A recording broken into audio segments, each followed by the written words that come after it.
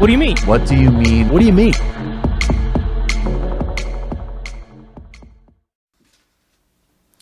I want to begin by saying that Hillary and I are profoundly shocked and saddened by the tragedy today in Littleton, where two students opened fire on their classmates before apparently turning their guns on themselves. Our nation is shocked and saddened by the news of the shootings at Virginia Tech today.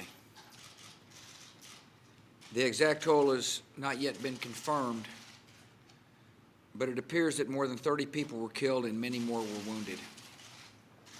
There has been a tragic shooting at the Fort Hood Army base in Texas. Earlier today, a number of people were shot in Tucson, Arizona.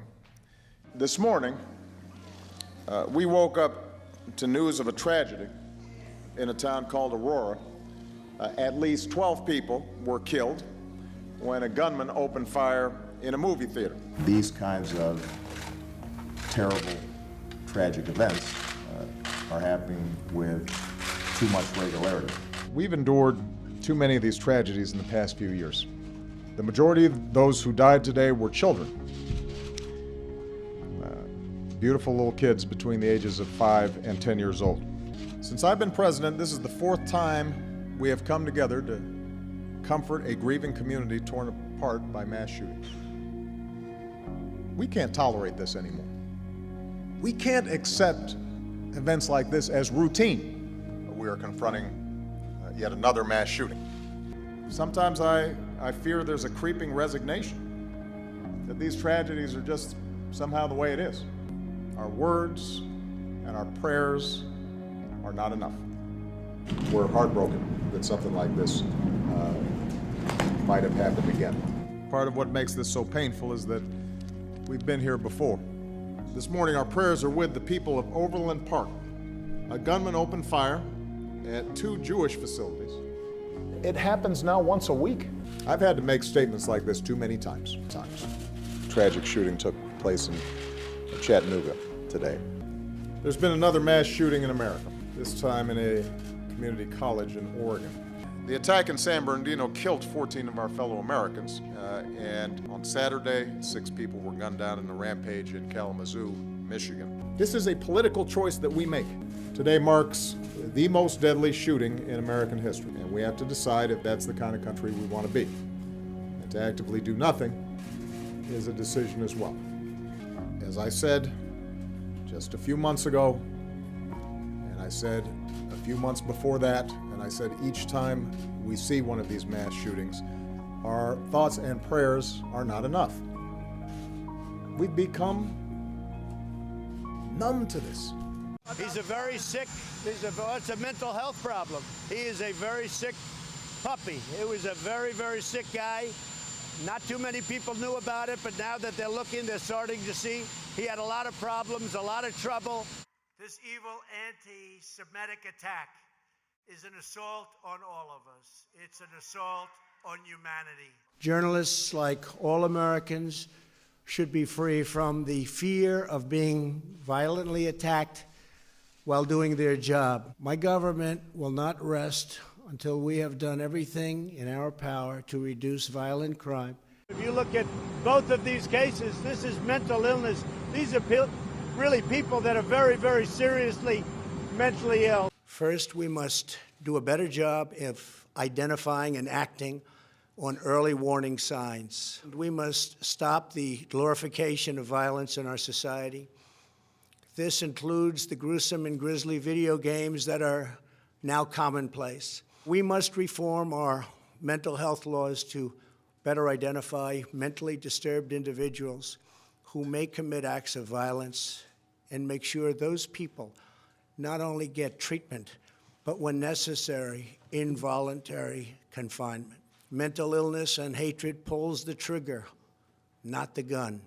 There are mental health issues, and I am not a psychologist, but we need to pay attention to the fact that this isn't just a mental health issue. He wouldn't have hurt that many students with a knife. Again, I will reiterate, the shooter in Dayton, Ohio, was dead within 30 seconds of shooting his first shot.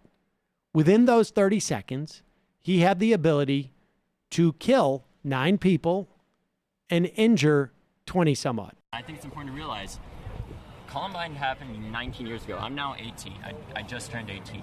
And my school got shut up.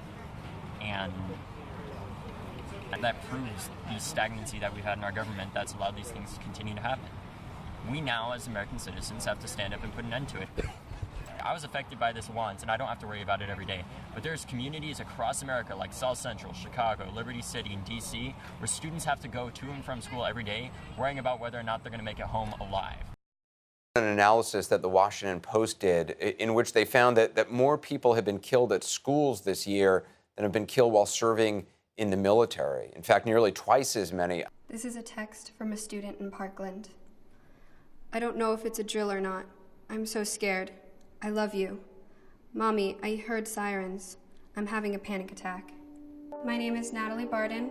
I lost my brother in the Sandy Hook school shooting, and now I am a student trying to make sure what happened to me doesn't happen to anybody else.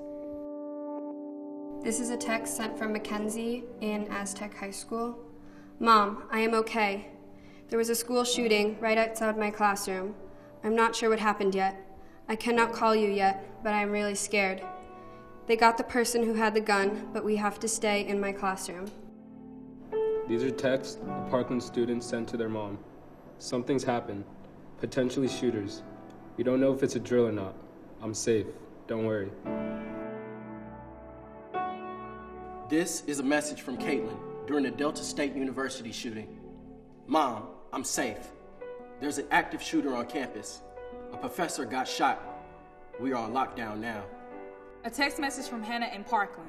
There was a shooter on campus. They just shot through the walls. Someone in my class is injured. I am not joking. Call Mom and Dad. This is a text from a student in Parkland. I'm so scared. There's cops everywhere. I'm so scared.